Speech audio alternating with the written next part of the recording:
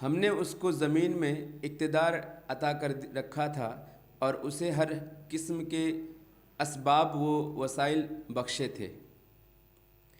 اس نے پہلے مغرب کی طرف ایک مہم کا سر و سامان کیا، حتیٰ کہ جب وہ غروب آفتاب سن سیٹ کی حد تک پہنچ گیا تو اس نے سورج کو ایک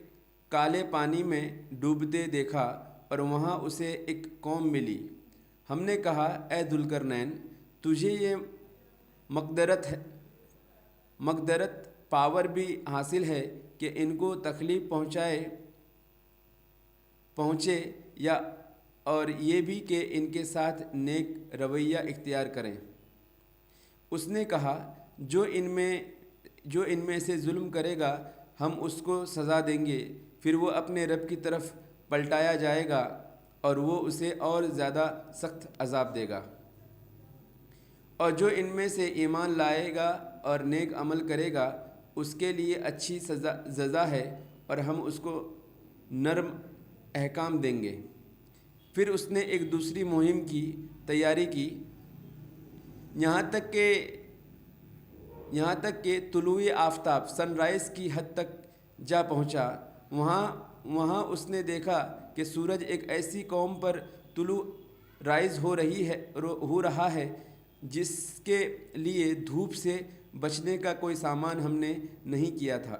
کیا ہے۔ یہ حال تھا ان کا، اور ذوالقرنین کے پاس جو قوم تھا اس نے ہم سے اور ذوالقرنین کے پاس جو کچھ تھا اسے ہم جانتے تھے۔ پھر اس نے ایک اور مہم کا سامان کیا، یہاں تک کہ جب دو پہاڑوں کے درمیان پہنچا تو اسے ان کے پاس ایک قوم ملی جو مشکل ہی سے کوئی بات سمجھتی تھی۔ ان لوگوں نے کہا، اے ذوالقرنین، یاجوج اور ماجوج اس سرزمین میں فساد پھیلاتے ہیں، تو کیا ہم تمہیں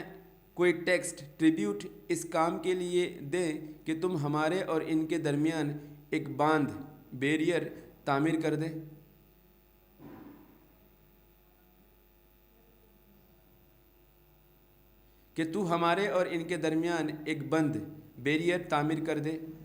اس نے کہا، جو کچھ میرے رب نے مجھے دے رکھا ہے وہ بہت ہے،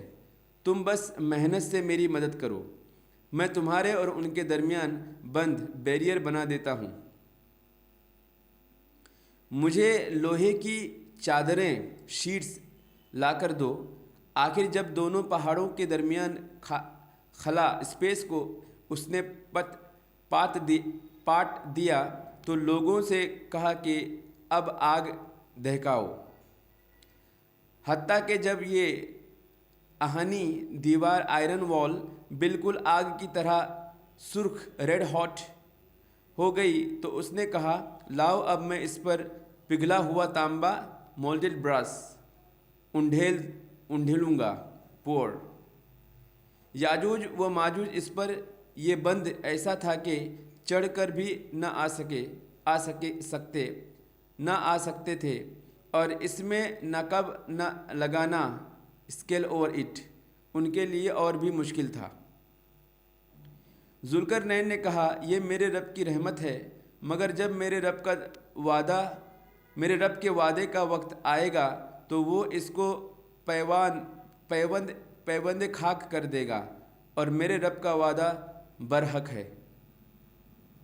اور اس روز ہم لوگوں کو چھوڑ دیں گے کہ سمندر کی موجوں کی طرح ایک دوسرے سے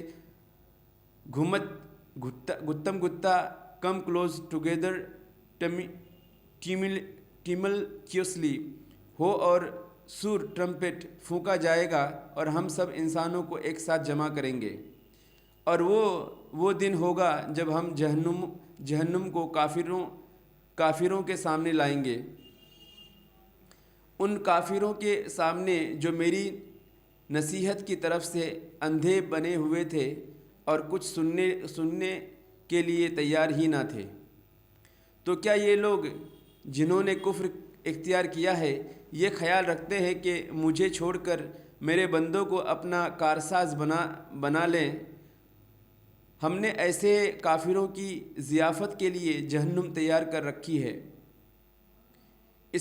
اس میں ان سے کہو